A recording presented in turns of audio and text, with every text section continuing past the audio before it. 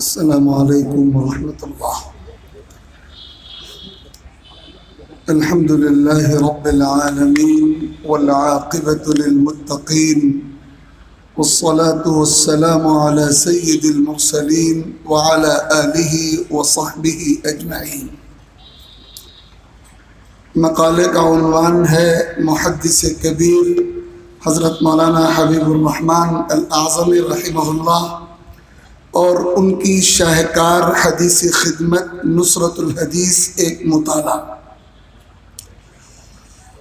وقت کی تنگی کی وجہ سے مقالے کے منتخب حصوں کا پڑھنا بھی مشکل ہے۔ اسلام کی علمی تاریخ اپنے دور اول سے آج تک انتہائی درخشاں اور تابناک رہی ہے، اور اس کی تابانی میں زمان و مکان کی تبدیلی سے کوئی کمی اور فرق نہیں آ سکا ہے۔ فی الواقع یہ بھی اسلام اور پیغمبر اسلام علیہ السلام کے امتیازات اور معجزات میں سے ہے۔ ہندوستان کے علمی افق پر علم و فضل کے جو آفتاب و ماہتاب اپنی جلوہ آفرینیوں کے ساتھ پورے عالم کو منور اور فیضیات کرتے آئے ہیں، ان کی کوئی مختصر سے مختصر فہرست بھی ہمارے ممدوح محدث کبیر حضرت مولانا حبیب الرحمن اعظمی نور اللہ مرقدہ کے بغیر مکمل نہیں ہو سکتی۔ اس میں کوئی شبہ نہیں کہ محدث اعظمی کی ذات والا صفات عربی شاعر کے اس شعر کا حقیقی اور مکمل مصداق تھی۔ وَلَيْسَ عَلَى اللَّهِ بِمُسْتَنْكِرٍ أَن يَجْمَعَ الْعَالَمَ فِي وَاحِدٍ۔ معارف دینیہ اور علوم اسلامیہ کا کوئی شعبہ اور گوشہ ایسا نہیں ملتا جن میں ان کی خدمات اور فیوز کے نقوش اہل علم و دانش کے لیے خضر طریق اور سرمہ بصیرت نہ ہو۔ تفسیر و حدیث و فقہ سے لے کر تاریخ و ادبیات تک ہر موضوع پر موجود ان کی بلند پایہ محققانہ کاوشیں ان کی عبقریت، نبوغ اور جامعیت پر شاہد عدل ہیں۔ محدث کبیر کی عظیم المرتبت علمی تحقیقات و خدمات و افادات کے تمام اعتراف کے ساتھ ان کی شخصیت کے امتیازی پہلوؤں کے طور پر یہ امور پیش نگاہ رہنے ضروری ہے کہ ایک تو محدث اعظمی نے تنہا وہ جلیل القدر کارنامے انجام دیے جو پوری ایک اکیڈمی یا ادارے یا باحثین کی پوری ٹیم کے ذریعے انجام پاتے ہیں، اور دوسری بات محدث اعظمی نے یہ تمام تر علمی خدمات انتہائی بے سر و سامانی کے عالم میں انجام دی، اور تیسرے مرحلے پہ ان سب کے ساتھ ساتھ پوری زندگی اہل عزیمت کی شان توکل و استغنا کے ساتھ یوں گزاری کہ دنیا اور حطام دنیا کی متنوع تحریصات و پیشکشوں کے باوجود اپنی فقیرانہ وضع پر استقامت کے ساتھ ڈٹے رہے اور اسی عالم میں سفر آخرت پر روانہ ہوئے۔ علم و تحقیق کی تاریخ میں ایسی بلند پایہ اور ہمہ جہت خدمات انجام دینے والی عبقری شخصیات انگلیوں پر گنی جا سکتی ہیں جو اپنے عظیم القدر علمی کارناموں کے ساتھ مذکورہ تینوں خصوصیات کی بھی جامع اور حامل رہی۔ آگے لکھا ہے کہ حضرت محدث اعظمی کا اصل موضوع اور اختصاص علم الحدیث تھا، اور علم حدیث کے تمام گوشوں اور پہلوؤں کی عظیم محققانہ خدمت ان کے ذریعے انجام پائی، جن میں بطور خاص اسماء الرجال جیسے نازک اور دقیق شعبے کی خدمات بھی ہیں، اور نایاب حدیثی مخطوطات کی تلاش، تحقیق، تعلیق اور اشاعت کے گرا قدر کارنامے بھی۔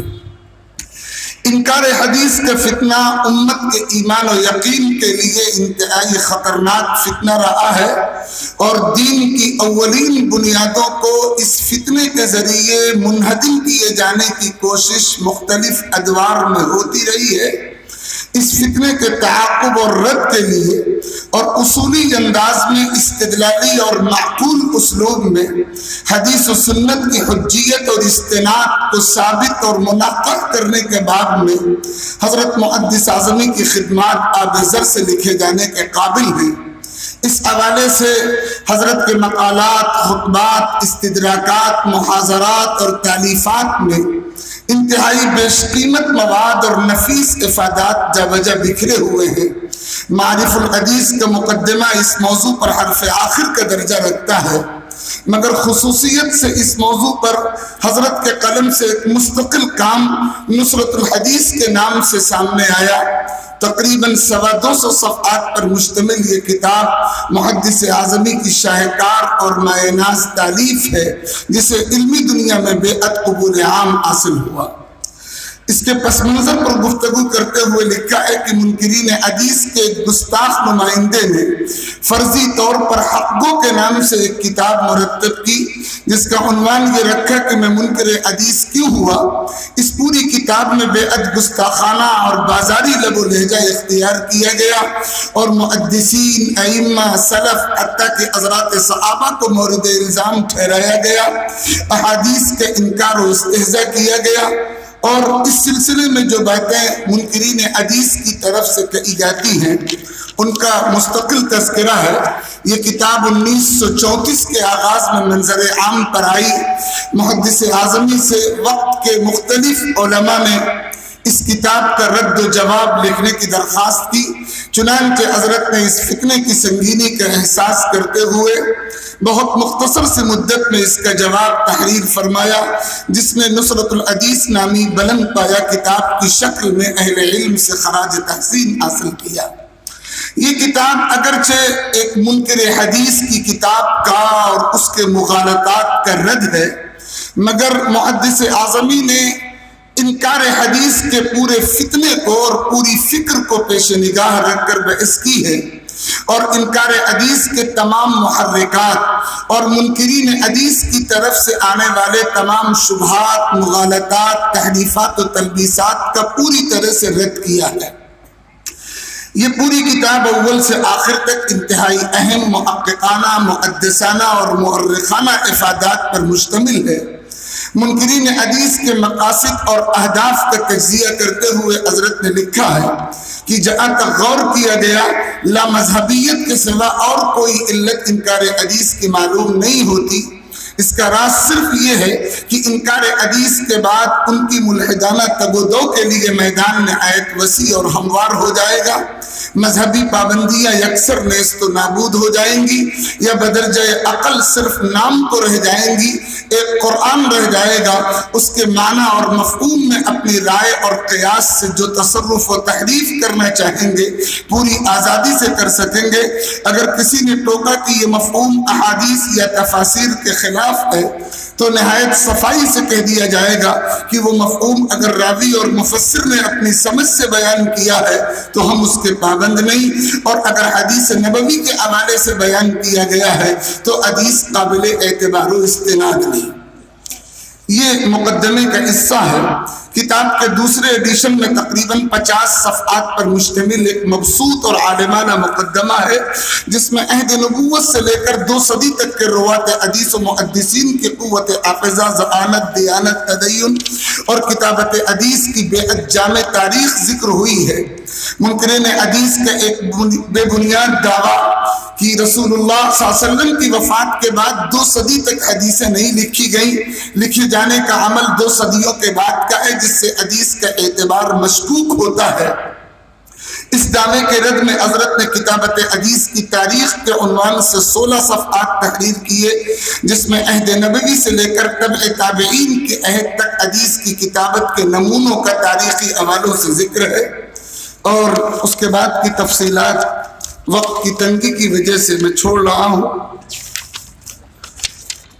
منکرین حدیث کا دوسرا دعویٰ یہ ہے کہ 2 صدی تک احادیث کا دار و مدار صرف زبانی روایت اور یادداشت پر رہا، جس کی وجہ سے احادیث کچھ سے کچھ ہو گئی اور محفوظ نہیں رہی۔ حضرت نے اس دعوے کے ابطال میں بھی پورے 16 صفحات لکھے ہیں۔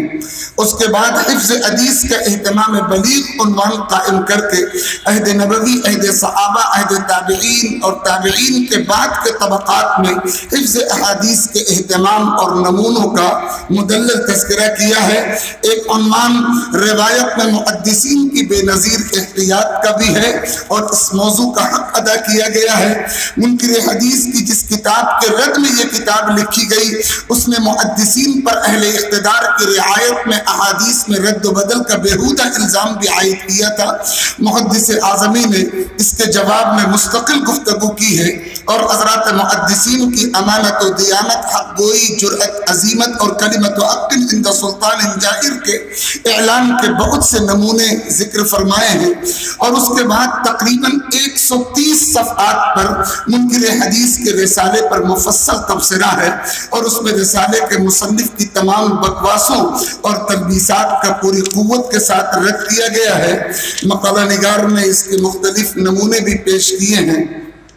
اور آخر میں یہ لکھا ہے کہ اعلیٰ علمی مباحث اور معقول استدلالات پر مبنی ایسے نمونے کتاب میں جگہ جگہ موجود ہیں۔ اسی لیے اس کتاب نے اپنے وقت کے تمام اساطین و اکابر سے خوب خراج تحسین حاصل کیا۔ حضرت تھانوی کے تأثر کا ذکر ہے جو پہلے کسی مقالہ نگار نے سنایا بھی ہے۔ حاصل یہ ہے کہ نصرت الحدیث نامی اس پوری کتاب میں ایک طرف منکرین حدیث کے اعتراضات و مطاعن کا مکمل ابطال و رد ہے، دوسری طرف نقلی اور عقلی دلائل سے حدیث نبوی کے حجت ہونے کا اس بات بھی ہے، اور تیسری طرف اسلوب تحریر انتہائی سلیس، عام فہم اور شائستہ ہے، اور ان تینوں چیزوں نے اس کتاب کی قدر و قیمت میں بے انتہا اضافہ کیا ہے۔ رحمہ اللہ تعالی وآخر دعوانا رحمہ۔